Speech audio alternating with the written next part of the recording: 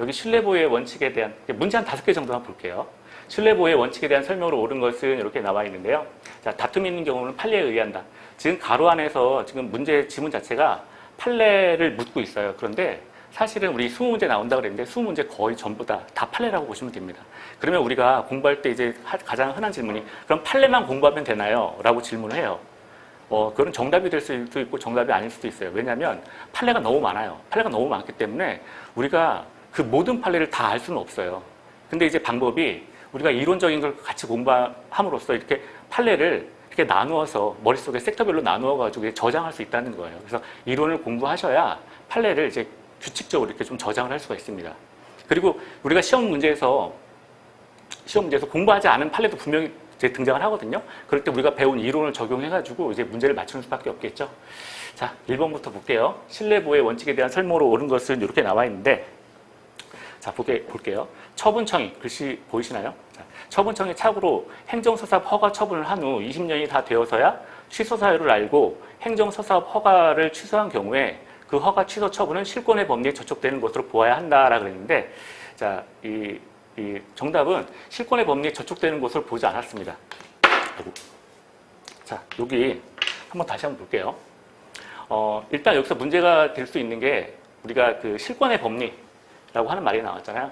말이 나왔죠. 이 실권의 법리라고 하는 것은요, 그 순서가 있어요. 권리자가 일정 기간에 권리자가 장기간에 걸쳐서 그 권리를 갖고 있는 자가 장기간에 걸쳐서 권리를 행사하지 않습니다.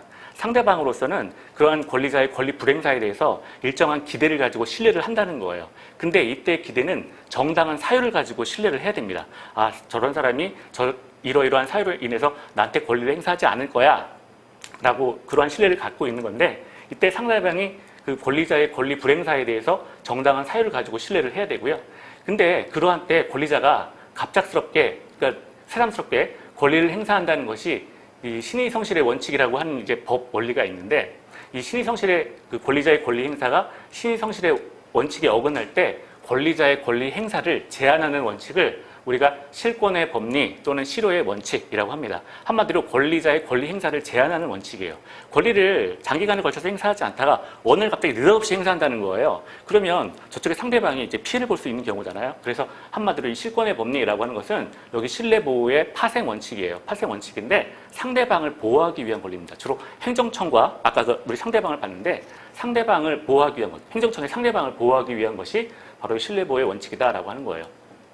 이 판례 지문인데 이 행정청이 처음에 어떤 그 허가를 했다는 거예요. 허가 처분을 해줬는데 허가 처분 자체에 취소 사유가 있음을 알고 20년 동안 그걸 묵인한 것이 아니라 일단 허가를 해줬는데 나중에 20년이 지난 다음에 보니까 이 허가를 한 것에 대해서 취소 사유가 있었다는 거예요.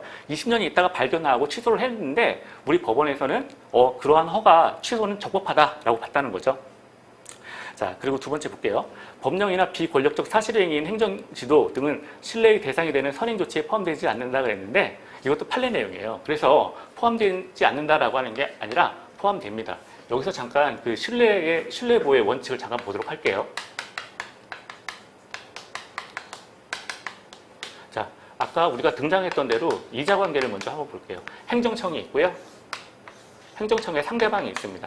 뭐 A라고 해볼게요. 자, 행정청이 있고 상대방 A가 있는데 행정청이 일정한 선행 조치를 합니다. 선행 조치를 했어요. 먼저 어떤 액션을 취했다는 거죠. 상대방이 이 행정청의 선행 조치에 대해서 보호 가치 있는 신뢰를 갖습니다. 판례 표현인데 정말 그럼 네가 그렇게 했구나. 그럼 앞으로 이렇게 할 거구나라고 해서 상대방이 이 행정청의 선행 조치에 대해서 보호 가치 있는 신뢰를 갖고요. 자, 이 신뢰를 기반으로 해서 어떤 자본을 투하한다든가, 예를 들어서 어떤 행정계획이 발표됐는데 그 행정계획이 발표된 것을 믿고서 땅을 산다든가 아니면 그 지역에 건물을 올린다거나 이런 식이에요. 그래서 자본을 투하한다든가 하는 식의 어떤 상대방도 일정한 조치를 했다는 거죠. 그래서 대표적으로 자본을 투하를 합니다. 그리고 이러한 행정청의 선행 조치하고 상대방의 신뢰 그리고 상대방의 조치 사이에는 일정한 인과관계가 있다는 거예요.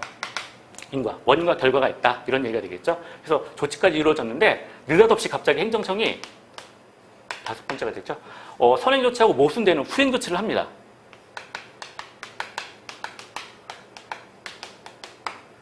그러면 이 사람은 일단 신뢰를 했고 그것에 대해서 뭐 자본을 투하해서 뭐 건물을 올리거나 땅을 샀는데 피해를 볼 거 아니에요. 그래서 이 상대방이 이제 손해를 입는다. 그래서 손해 입는 것을 막아야 한다라고 하는 게 이제 신뢰 보호의 원칙이에요. 그래서 행정처의 권한 행사를 막는 역할을 한다라고 하는 거예요. 그래서 신뢰 보호의 원칙은 한마디로 이쪽 상대방, 행정청이 아니라 상대방을 보호하기 위한 법의 원칙이 됩니다. 그런데 우리 여기서 조금 더 나가 볼까요? 선행 조치는 그럼 어떻게 이해를 하느냐? 우리 판례에서는 선행 조치를 공적인 견해 표명이라고 이해를 해요. 지금은 이제 이해하기가 조금 어렵지만 행정청이 어떤 의사를 밝혔는데 그 의사를 밝힌 것에 대해서 그 정도라면 이것은 공적으로 견해를 표명한 것이다 라고 보았을 때 어떤 공적인 견해 표명을 그 선행 조치다라고 우리 판례는 이제 보고 있다는 거고요. 이쪽에 상대방이 행정청의 선행 조치에 대해서 보호가치 있는 신뢰를 가져야 된다라고 했는데 여기서 보호가치 있는 신뢰라고 하는 것은요. 신뢰를 판단할 때는 이 상대방뿐만 아니라 그 상대방과 관계에 있는 모든 이해관계, 예를 들어서 여기 이해관계인이라고 하면 상대방으로부터 뭐 어떤 그 권리를 넘겨받거나 그러니까 뭐 수인이 되겠죠. 또는 상대방의 어떤 대리도 되고요. 그래서 이 신뢰를 판단할 때는 상대방의 귀책 사유가 없어야 되는데 이 귀책 사유의 여부를 판단할 때는 수임인과 대리인, 상대방뿐만 아니라 귀책 사유의 여부 판단에 있어서 수임인과 대리인 모두를 다 통합해서 종합적으로 판단해야 한다라고 하는 게 우리 판례의 태도예요. 그럼 다시 일로 돌아가서 자, 법령이나 비권력적 사실행위인 행정지도 등은 신뢰의 대상이 되는 선행조치에 포함되지 않는다 그랬는데 여기 선행조치가 문제가 또 나온 거죠. 요거 설명을 안 했네. 여기 선행조치라고 하면은요, 이 행정청의 어떤 의사표명인데 이 선행조치는 행정청이 뭐 적극적으로 하건 의사표시를 뭐 소극적으로 하건 그 행정청의 의사표시가 적법이건 위법이건 또는 행정청의 의사표시가 명시적이건 묵시적이건 그리고 어떤 무엇이 됐든 가리지 않는다는 거예요. 그게 우리 다수설과 판례의 태도입니다. 그래서 여기 다시 읽어보면 법령이나 비권력적 사실인 행정지도 등은 신뢰의 대상이 되는 선행조치에 포함된다라고 하는 게 우리 다수설하고 판례의 태도예요. 일단 행정청이 어떤 견해를 표명하면 다 선행조치에 된다라고 우리 그 다수설이 보고 있다는 거죠.